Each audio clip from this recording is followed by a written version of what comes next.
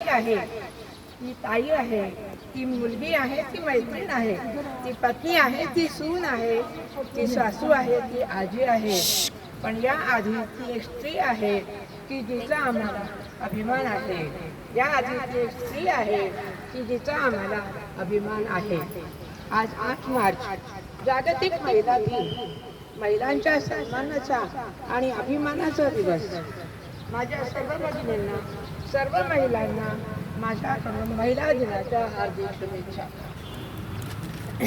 याच दिवशी म्हणजे 8 मार्च 1908 रोजी अमेरिकेतील स्त्री कामगारांनी उत्कृष्ट कामगिरी केल्याबद्दल, ऐतिहासिक कामगिरी केल्याबद्दल त्या स्मरणार्थ स्त्री शक्तीच्या सन्मानाचं जागर करण्यासाठी हा दिवस जगभर साजरा केला जातो.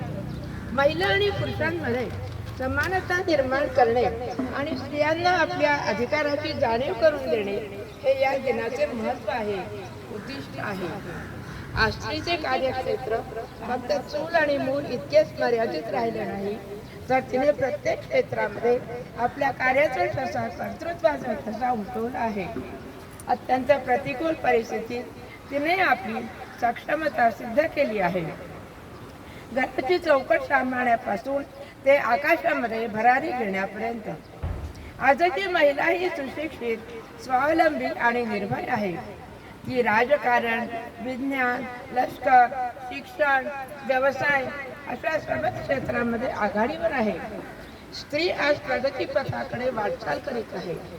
त्याची उदाहरणे आपल्याला देता येतील की स्त्री शिक्षणासाठी पुढाकार घेणारी क्रांतीज्योती सावित्रीबाई फुले, पहिल्या महिला पंतप्रधान इंदिरा गांधी, राष्ट्रपती प्रतिभाताई पाटील, अंतराळवीर कल्पना चावला, पोलीस इन्स्पेक्टर किरण बेदी, गान सम्राज्ञी भारतरत्न लता मंगेशकर, अनाथांची माय सिंधुताई सपकाळ, खेळाडू पी.टी. उषा, सानिया मिर्झा अशा अनेक कर्तृत्ववान स्त्रियांनी विविध क्षेत्रामध्ये अनमोल कामगिरी केली आहे.